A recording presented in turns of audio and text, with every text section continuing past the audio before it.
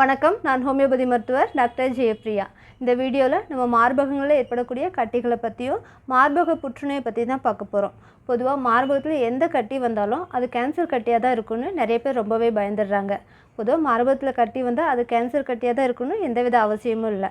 இந்த அதிகப்படியான பயத்தையும் சந்தேகத்தையும் போக்குறதுக்கான விழிப்புணர்வு பதிவு தான் இந்த வீடியோ.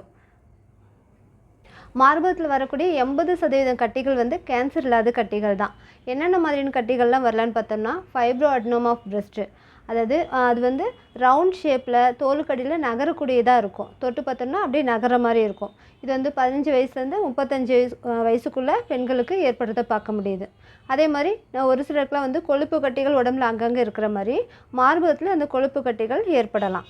அதே மாதிரி சிஸ்டிக் டியூமர், இந்த நீர்க்கட்டிகள், சினைப்பை நீர்க்கட்டிகள்லாம் நமக்கு நிறைய பேருக்கு தெரிஞ்சிருக்கும். அந்த மாதிரி நீர்க்கட்டிகள் மார்பகத்துலேயும் ஏற்படலாம். இதெல்லாம் கேன்சர் இல்லாத கட்டிகள். அதே மாதிரி ஒரு சிலருக்குலாம் பீரியட்ஸ்க்கு முன்னாடி மார்பகங்களில் வலி ஏற்படுறது, ரொம்ப வெயிட்டாக இருக்க மாதிரி ஃபீல் பண்ணுறது, இந்த மாதிரியெல்லாம் இருக்கும்.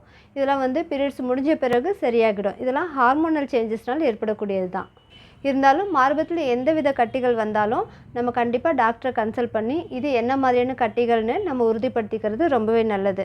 இதை பற்றி எப்படி நம்ம தெரிஞ்சுக்கலான்னு பார்த்தோம்னா, 40 வயசுக்கு மேற்பட்ட பெண்களுக்கு மேமோகிராம் பண்ணி பார்க்குறது மூலமாகவும், 20 வயசுக்கு உட்பட்ட பெண்களுக்கு அல்ட்ராசவுண்ட் ஸ்கேன் மூலமாகவும் நம்ம இந்த கட்டிகள் என்ன மாதிரியான கட்டிகள்னு நம்ம தெரிஞ்சுக்க முடியும். மார்பக புற்றுநோய் இருந்தால் என்ன மாதிரி அறிகுறிகள் இருக்குன்னு பார்த்தோம்னா, மார்பகத்தில் ஏற்படக்கூடிய கட்டி. பொதுவாக மார்பகத்தில் கட்டி வந்தால் அது வலியோடு இருக்கும்போது கண்டிப்பாக எல்லோரும் டாக்டரை பார்த்து கன்சல்ட் பண்ணுவாங்க. ஆனால் வலி இல்லாமல் இருந்தால் ஒரு சிலர் அது பெருசாக எடுத்துக்காமல் கண்டுக்காமலும் விட்டுடலாம். ஆனால் மார்பக புற்றுநோயில் வரக்கூடிய கட்டி ஆரம்பத்தில் வலி இல்லாமலும் இருக்கும். ஸோ எந்த வித கட்டி வந்தாலும், வலி இருந்தாலும் இல்லைனாலும் கண்டிப்பாக டாக்டரை கன்சல்ட் பண்ணுறது ரொம்பவே நல்லது. அடுத்து ஆர்ம்பிட் ரீஜனில், அதாவது அக்கல் பகுதியில் கட்டிகள் ஏற்படுறது. ஒருத்தருக்கு நெறி கட்டினா கட்டியாக அந்த இடத்துல இருக்கும் இல்லையா, அந்த மாதிரி நமக்கு அக்கல் பகுதியில் கட்டிகள் ஏற்படலாம். அதே மாதிரி மார்பகத்தில் நிப்பிள் ரீஜனில் ரத்தம் மாதிரியோ தண்ணி மாதிரியோ ஒரு டிஸ்சார்ஜ், கசிவு ஏற்படலாம். அதே மாதிரி மார்பகத்தோட அளவுகளில் மாற்றம் ஏற்படுறது, அந்த தோல் குழி குழியாக ஆரஞ்சு பழ தோல் மாதிரி மாறுறது, அதே மாதிரி நிப்பிள் ரீஜன் உள்ளே இழுத்த மாதிரி அந்த மாதிரி போகிறது, மார்பகத்தில் வலி ஏற்படுறது, இந்த மாதிரிலாம் ஏற்படும். இந்த மாதிரியான அறிகுறிகள் இருந்ததுன்னா கண்டிப்பாக நம்ம டாக்டரை கன்சல்ட் பண்ணணும். மார்பக புற்றுநோய் இதனால் தான் வருதுன்னு எக்ஸாக்ட் காரணம் சொல்லப்படனாலும், உடற்பருமன் ரொம்ப அதிகமாக இருக்கிறது, ஃபேமிலி ஹிஸ்ட்ரி இருக்கவங்க, அதாவது அம்மாவோ அக்காவோ மார்பக புற்றுநோயில் பாதிக்கப்பட்டிருந்தால் நம்மளும் கொஞ்சம் கவனமாக இருந்துக்கிறது ரொம்பவே நல்லது. அதே மாதிரி ரொம்ப சின்ன வயசுலேயே பூ பெய்திய பெண்கள், ரொம்ப லேட்டாக மெனோபாஸ் ஆனவங்க, அதே மாதிரி ஹார்மோன் ரீப்ளேஸ்மெண்ட் தெரப்பியில் இருக்கிறது, இந்த மாதிரி காரணங்கள்லாம் மார்பக புற்றுநோயோட தொடர்புடையதாக பார்க்கப்படுது.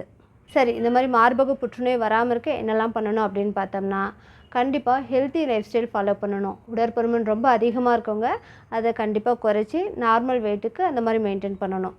டெய்லியுமே நல்லா வாக்கிங் போகிறது, எக்ஸசைஸ் பண்ணுறது, இந்த மாதிரிலாம் பண்ணி நம்மளை எப்பயுமே ஆக்டிவாக வச்சுக்கணும்.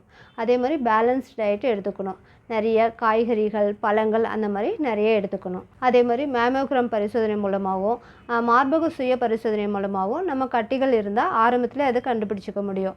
அது மார்பக சுய பரிசோதனைன்றது நம்ம மார்பகத்தில் கைகளை வச்சு நம்மளாவே ஏதாவது கட்டிகள் இருக்கிறதா அப்படின்ற மாதிரி செக் பண்ணிக்கிறது. அதே மாதிரி இது பீரியட்ஸ் முடிஞ்ச பிறகு அந்த மாதிரி செக் பண்ணி பார்க்கணும்.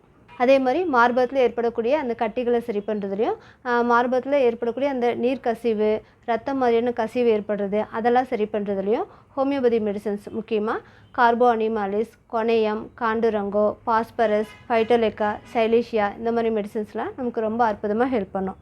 இந்த வீடியோ உங்களுக்கு யூஸ்ஃபுல்லாக இருந்தால் லைக் பண்ணுங்கள், ஷேர் பண்ணுங்கள். இந்த மாதிரியான மேலும் பல பயனுள்ள தகவல்களை பெற சேனலை சப்ஸ்கிரைப் பண்ணுங்கள். நன்றி, வணக்கம்.